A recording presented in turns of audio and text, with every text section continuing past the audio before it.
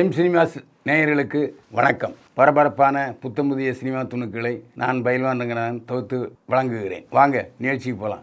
துயரத்தையும் சந்தோஷத்தையும் தரும் செல்போன், நடிகை ஸ்ருதிஹாசன் சொல்கிறார். ஒரு நிகழ்ச்சியில் பேசும்போது நடிகை ஸ்ருதிஹாசன் சொன்னார், எல்லோரையும் போல உங்களையும் போல நானும் செல்போனை அதிகமாக பயன்படுத்துவது உண்மைதான்.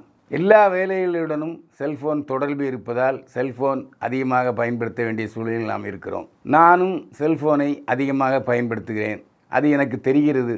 ஆனால் செல்போன் தவிர்க்க முடியாத சூழ்நிலை ஆகிவிட்டது.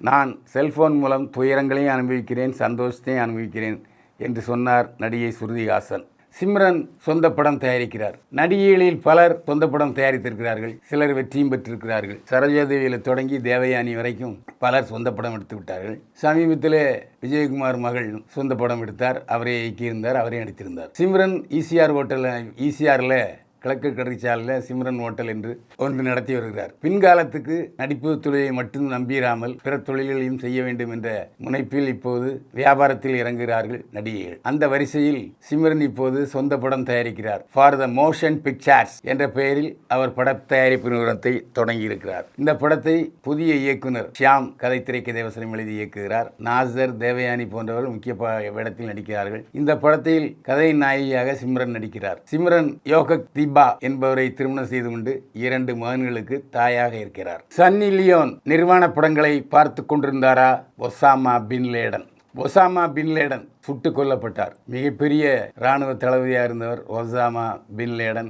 மிகவும் ஆடம்பரமாக வாழ்ந்து வந்தார் ஒசாமா பின் லேடன். காட்டாட்சியை நடத்தியதால் மக்கள் புரட்சி செய்து ஒசாமா பின் லேடனை வீழ்த்தினார்கள். ஒசாமா பின் லேடன் சாகும்போது இந்தி நடிகை சன்னி லியோனுடைய ஆபாச படங்களை பார்த்து கொண்டிருந்தார் என்ற தகவல் இப்போது கசிந்திருக்கிறது. இது உண்மையா உறுதிப்பட்டதா என்பது இன்னும் தெரியவில்லை. ஆனாலும் இது பரபரப்பாக செய்திகளில் வெளிவந்து கொண்டிருக்கிறது.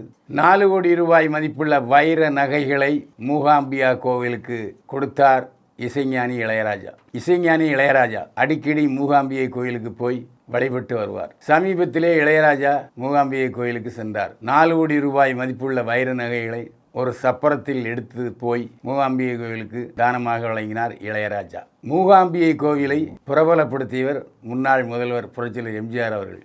எம்ஜிஆர் தனக்கு மதுரையிலே நாடோடி மன்னன் படத்திலே விழாவிலே கொடுக்கப்பட்ட தங்க வாளை மூகாம்பிகை கோவிலுக்கு பரிசீலித்தார் என்பது எல்லோருக்கும் தெரியும். மூகாம்பிகை கோயில் முகப்பிலேயே அந்த தங்கவாள் வைக்கப்பட்டிருக்கிறது. மூகாம்பிகை கோயிலுக்கு ஏன் போகிறாங்கன்னு நான் சிலரிடம் விசாரித்தேன். இழந்ததை மீட்டு கொடுப்பவர் மூகாம்பிகை. நீங்கள் ராஜாவாக இருந்து இப்போ மந்திரியாக இருந்தீங்கன்னா மறுபடியும் ராஜாவாக்குவர் மூகாம்பிகை. அதே போல் முதல்வர் பதவியிலிருந்து எம்ஜிஆர் ஆட்சி நீக்கப்பட்டது. மீண்டும் ஆட்சிக்கு வர வேண்டும் என்று சொல்லி மூகாம்பிகை கோயிலுக்கு போனார். மீண்டும் முதல்வர் ஆனார் முதல்வர் எம்ஜிஆர்.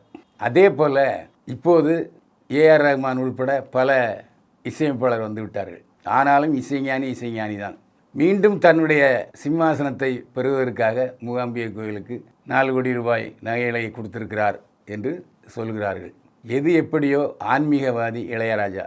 திருவண்ணாமலை கோயிலுக்கும் நிறைய நன்கொடைகள் அளித்திருக்கிறார் இளையராஜா. அவர் ஒரு ஆன்மீகவாதி. சென்னைக்கு வந்தாரா விஜய் மனைவி சங்கீதா? சமீபத்தில் ஒரு விமான நிலையத்திலே சங்கீதா வருவது போலவும் அவருடைய பின்னால் ஜேசன் சஞ்சய் வருவது போலவும் வீடியோ வெளியிடப்பட்டது. இதை பார்த்த அனைவரும் சங்கீதா விஜய் மீண்டும் சென்னைக்கு திரும்பிவிட்டார், திருச்சியிலே பிரச்சாரத்தை ஆரம்பிக்க இருக்கிற விஜயுடன் சங்கீதா பிரச்சாரம் செய்வார் என்று சொல்லப்பட்டது. ஆனால் திடீர்னு இன்னொரு குண்டும் வெளிவந்தது. என்னென்னா, அது சென்னை விமான நிலையம் அல்ல, கோவா விமான நிலையம் என்றும் சிலர் சொல்கிறார்கள். ஆனால் இந்த தகவல் இன்னும் உறுதி செய்யப்படவில்லை. கோவா வந்தாரா, சென்னை வந்தாரா சங்கீதா விஜய் என்ற தகவல் வீடியோவில் இருக்கிறதே தவிர இதுவரை யாரும் உறுதிப்படுத்தப்படவில்லை.